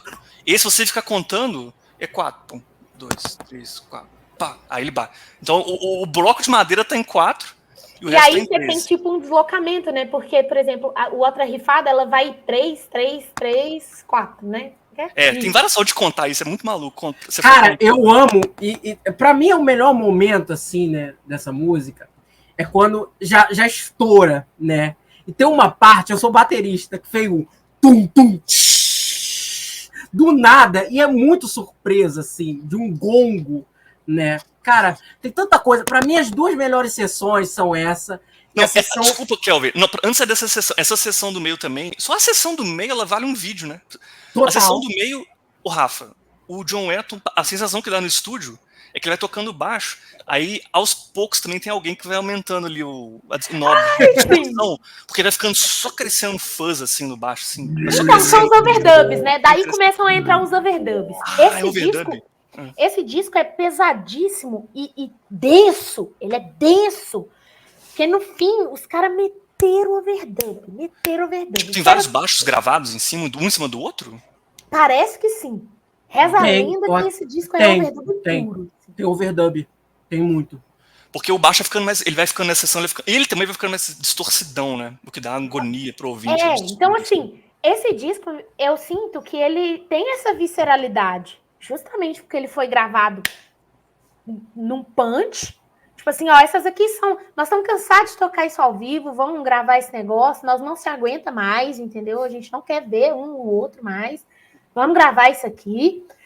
Só que, ao mesmo tempo, ele tem aquela pós-produção gigante, assim, né? Os caras falando assim, não, pera, não. Eu posso fazer isso que pode ficar um pouquinho melhor. Só que já tá gravado, né? Então eles metem overdub e fica muito denso, muito denso. Sim, total. E, cara, eu amo aquela... É uma sessão curtíssima. 20 segundos, assim. Tantã, tantã, tantã, tantã, tantã. E no show, assim, né? Aí volta a ser 4 das versões, que eu gosto das versões ao vivo, né? Dessa formação. E o Pat Mastelotto, ao vivo, ele é duas guitarras que estão fazendo isso no show, né? Porque no estúdio você tem... É uma guitarra, essencialmente, bem distorcida só que tá fazendo. E no show é o Jakiski, que estava tocando na última formação, né? E o Robert Fripp fazendo... E vem o Pat Mastelotto com... Que não tem, eu acho que na gravação original, ele toca de uma maneira... De uma forma muito distinta. Não tem bateria nessa hora. Não, só tem um... E eu sempre gostei do... Eu amo China, o gong nessa música, porque tem que ter isso. Aí, do nada, explode o solo de sax, assim, do Mel Collins. Nossa, épico. Aí volta a reprise. Essa música, ela é épica atrás de épica. Quando você acha que ela já tá no ápice, ela já tá épica, ela fica mais épica ainda depois. Ela só vai ficar mais épica. Ela te mostra todas as possibilidades de ser épico. Ela é mais épica. Sabe o que eu fico imaginando, cara? Eu não sei se esse disco ele foi lançado... Eu acredito que ele deve ter sido lançado no Brasil na época. Saiu um ano depois, em vinil. Eu acho que essa música, assim, ela é meio que aquela Stairway to Heaven. Meu tio, ele é um cara muito mais velho. Eu tenho 2 tios, né? Um já é falecido e o outro é o irmão do meu pai. Ele é bem mais velho que o meu pai. Ele tem idade quase para ser pai do meu pai. Assim. Ele é de 52, 53. Meu pai é bem mais novo, 69, 70. E ele pegou essa época toda de bailinho, né? Aí esses bailinhos aí, tocava todas essas músicas de rock e tudo mais. Não, mas calma. E ele tocava Stairway to Heaven, né, nos bailinhos. Stairway to Heaven começa lenta, tudo mais, até que tem a parte lá dos 6 minutos e pouco, que explode a música, começa lá o solo de guitarra e etc. E ele fala, né, que tem uma coisa muito engraçada, né, que ele notava nos bailinhos, que quando tocava essa música, você tinha que ser muito rápido no flerte, porque senão começava agarradinho, né, com a garota que você queria flertar ou algo do tipo, e antes dos 5 minutos você já tinha que partir lá, Verdade, né? falar uma coisinha com ela ou algo do tipo, porque senão depois entrava a parte rápida, os casais se desfaziam, porque era O rock clima and roll, muda, né? né? E sabe o que eu fico imaginando? Eu fico imaginando se algum bailinho tocasse Starless, assim, nessa época, ou em alguma festa qualquer. Eu queria, às vezes, ser DJ, Olha, sem sacanagem, a para tocar festa- essa música a e fazer festa isso. A moça que me vendeu o disco do King Crimson, que não queria me vender o disco, eu tenho certeza que no bailinho dela tocava Star. Uhum. Sabe? E eu fico imaginando isso. Os primeiros 4 minutos, todo mundo... É sofrência. Sofrência. Aí começa o baixo, assim. O pessoal, eu fico imaginando essa cena na cabeça. Cara, eu vou te falar... A distorção vindo. Pessoal, os casais se olhando estranho. O que está acontecendo com essa música? Trocaram? Essa música é uma catarse, assim. Essa música eu sinto que quando ela acaba eu tenho dificuldade de levantar para tirar. É nesse nível, assim. E quando a gente. Nossa. E quando volta o tema do início, no final, com o Mellotron. Pô, aquilo é lindo. Não, o baixo nessa hora, ele tá tão pesado. Eu fico até. Só batendo oitavado, né? Só que pesado. É muito loucura, cara. Eu adoraria saber que tipo de pedal o John Wetton tava usando para esse disco. Eu tava tentando caçar isso e mal tem informação de que foi um Precision, né? A gente meio que sabe. Não é um Fuzz, não. Porque é um Fuzz. Então, assim, nessa época, tô aqui tentando lembrar, mas, por exemplo, eu acho que tem que ver, a Sansamp tinha drives muito bons que o Gary Lee usava, eu não sei a partir de quando. E antes disso, só tinha fuzz. E pedal de guitarra, na verdade. O próprio Dizzy Butler, no Black Sabbath, ele usava fuzz. Ele não usava distorção no início. Não tinha. Uhum. Mas eu sinto que tem... Eu temo a dizer que é um driver e temo a dizer que seja um da Sansamp, assim. Se eu tivesse que chutar. Algum ouvinte do canal deve saber isso. Gente, tomara. Cadê os nerds? Vai postar. Respondam aí, gente. Qual foi o pedal aí que o... Dos nerds da Proglândia, né? Na Proglândia é o paraíso nerd, né? A pessoa tá morta. Cara, de fato, o baixo desse disco é um baixo que eu nunca vi ele repetindo. É muito destaque. Nunca vi ele repetindo. Nunca vi. Sabe? Em nenhum disco possível. E depois ele tocou até em bandas, entre aspas, né? Nada é muito tão pesado quanto King Crimson. Não, tipo, o UK tinha uns momentos que até tem. Só que nada com a produção que rolou aqui, saca? O som disso aqui foi meio único, eu acho. Sim, total. E eu fico curioso para ver onde essa formação ia chegar. Porque essa formação tinha que ter continuado. O UK eu considero meio que quase um filho disso aqui. Mas o UK é um pouco mais polido, não tem tanta distorção, assim. Né? Mais limpinho, não, com certeza. Bem mais limpinho, né? Uhum. Mas eu queria muito que tivesse... Não existe a possibilidade de ser um Sansamp, porque eles fundaram na década de 80. Então, agora segue a questão. Como ele tirou esse timbre de baixo? O que vamos mais falar de Red? E falar sobre.